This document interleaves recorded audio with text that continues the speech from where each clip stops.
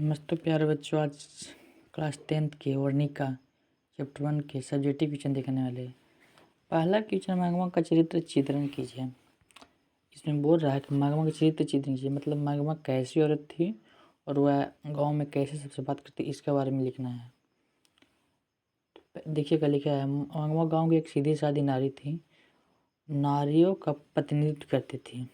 प्रतिनिधित्व का मतलब होता है वह बैठ कर किसी को बात को समझाती थी या किसी को लड़ाई हो रहा तो वहाँ पर भी जाती थी। आज गांव शहर सभी जगह मैग्मा के प्रति मूर्ति मिलती है। वो कष्ट सहकर भी प्रतिष्ठा से रहना चाहती थी और बेटे बहू पोते पर अपना सर्वदा बनाए रखना चाहते थे। इस प्रकार वो एक भारतीय नारी है जो सम्मान के साथ जीना चाहती है। इसमें अपने भाषा में भी लिखी थी। मैग्मा गाँव के एक विधवा औरत थी और वह बहुत कष्ट सहकर रहती थी। वो अपने बहू से लड़कर अलग खाना बनाने लगी थी। जैसे पोता के आने के कारण वह अपने बेटे के पास चल जाती है। ऐसे भी आप लोग लिख सकते हैं। दूसरा क्वेश्चन, मैग्मा का अपनी बहू के साथ किस बात को लेकर विवाद था।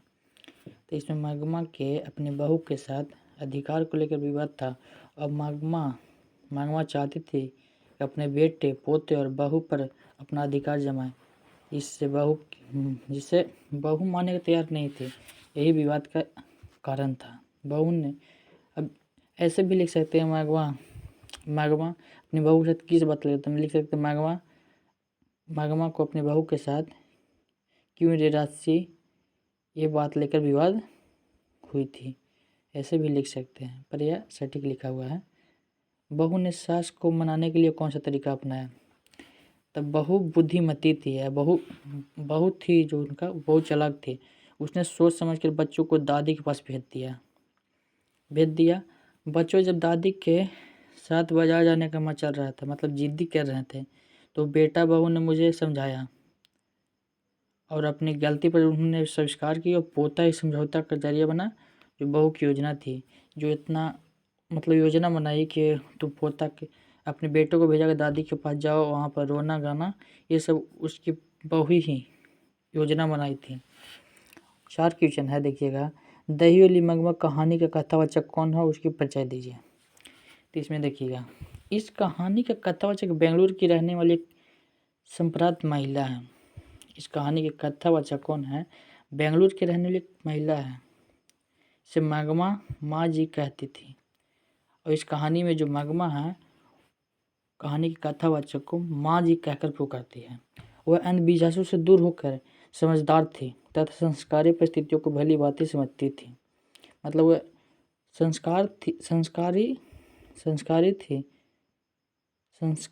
थी और परिस्थितियों को भली भांति समझती थी। कैसा भी परिस्थिति में अपने आप को अपने आप को कंट्रोल करती थी।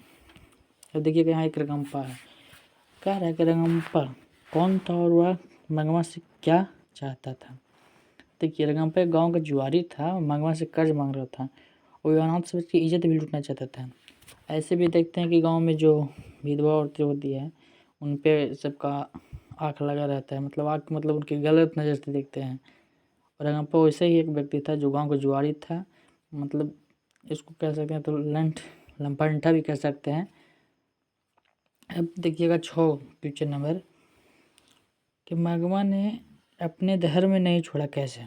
धर्म का मतलब होता है कि मैग्मा विधवा औरत थी ना, जो अपने पति के मरने के बाद किसी के साथ गलत काम नहीं की। मतलब धर्म होता है कि किसी के साथ हम गलत काम ना करें।